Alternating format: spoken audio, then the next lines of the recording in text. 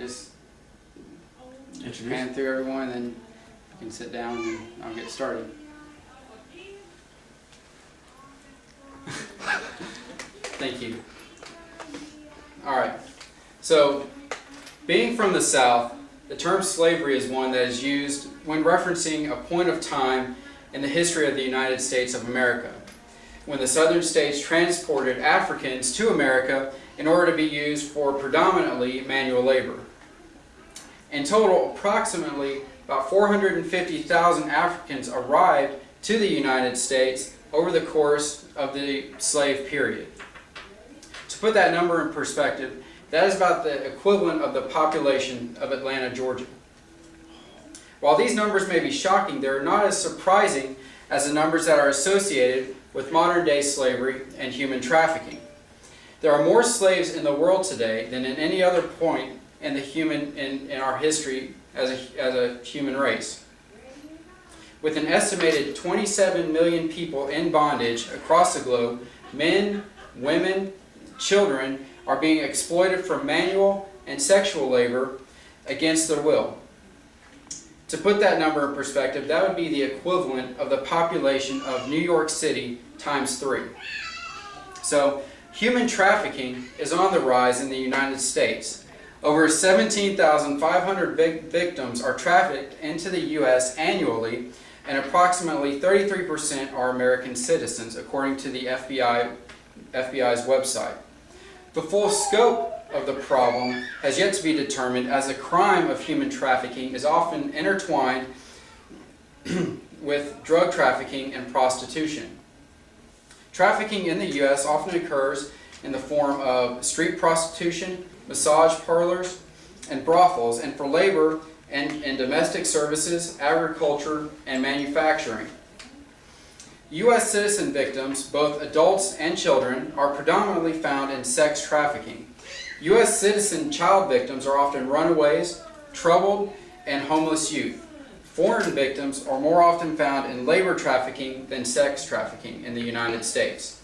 So obviously I'm not an authority on the topic of human trafficking or modern-day slavery, but as a Christian and as a human being, I believe that is a topic that needs to be addressed, because we are commanded by Christ in Matthew 25, verses 35 through 40, that we are to care for those who cannot take care of themselves and speak for those who cannot speak for themselves.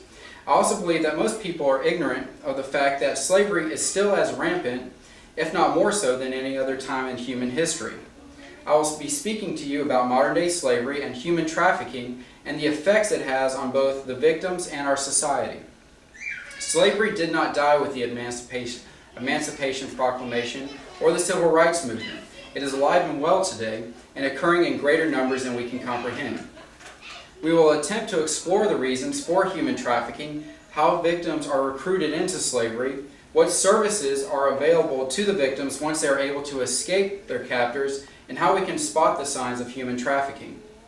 So, generating in the U.S. about $12 billion annually, trafficking in women has become the second largest global organized crime today, according to the United Nations Office on Drugs and Crime. Crimes formerly involved in illegal drugs and weapons trafficking are finding profit margins in human trafficking and are now using their extensive networks and well-worn paths, trade routes, for sex trafficking. In the Soviet bloc alone, shadow economies were relied upon under communism to supply necessary goods and services undersupplied by the state.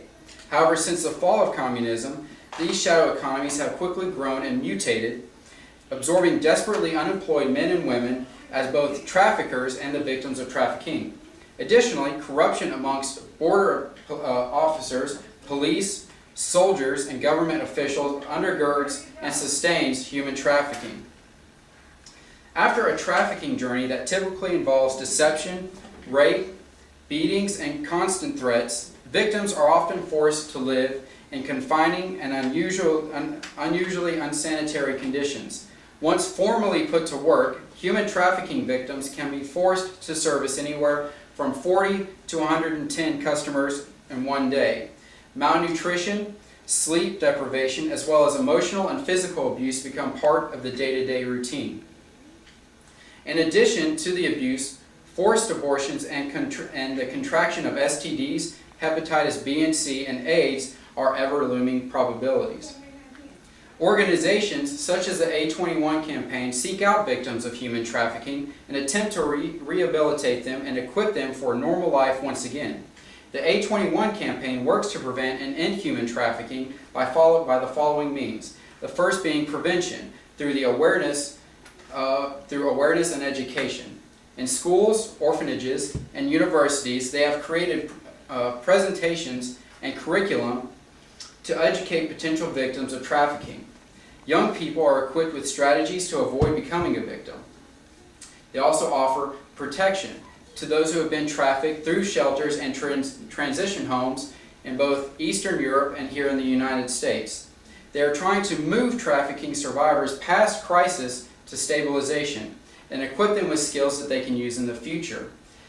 A21 campaign also is a part of the prosecution of people that take part in human trafficking in order to strengthen the legal response to human trafficking. They provide legal counsel to victims and in their care and represent them in criminal proceedings. And they also offer partnership. They partner with local law enforcement, service providers, and community members to meet a comprehensive set of needs for those rescued from the bondage of slavery. So how can we, as regular humans, recognize the sign of human trafficking? The A21 campaign lists several clues that might identify a possible trafficking victim. Among these are evidence of being controlled, lack of control over money, or poor health. Some of the key questions that we can ask to determine if these people are a victim of trafficking are questions such as, are you getting paid to do your job? And did you receive payment, or is your money being held for you? Have you been physically harmed in any way? Do you have to ask permission to eat, sleep, or go to the bathroom? Or has your identification or documentation been taken from you? If you suspect that you're speaking with someone that has been trafficked, it is very important that you contact authorities immediately. In the United States, we would contact either the National Human Trafficking Resource Center, we would contact either the local police or the local FBI.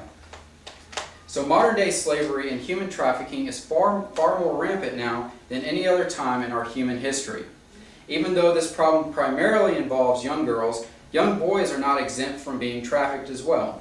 The victims of trafficking are usually lured away from home with a promise of a job, or in extreme circumstances, are actually sold by their family to traffickers in order to basically make ends meet. As Christians and as human beings, it is our duty to search out injustice and shine as a light on it so that those who are enslaved may be set free, the captors prosecuted, and the rest of the world informed of the evil, and seek to prevent any new forms of this evil taking place. In order to find out how you can get involved with ending modern-day slavery and human trafficking, I would suggest visiting either the A21campaign.org or enditmovement.com. Both websites give further information regarding human trafficking and offer suggestions on how you may either get involved locally or internationally. So, why do you need all this information on human trafficking? Abraham Lincoln once said, "Upon the subject of education, I can only say that I view it as the most important subject which we as a people may be engaged in." We all need to be educated about trafficking so that we may be able to educate others about its effects and help those who are caught in its grasp. Again, slavery is not dead. It is alive and well, and it is occurring in far greater numbers than any other time in our human history. My question is to you, what are you doing about it?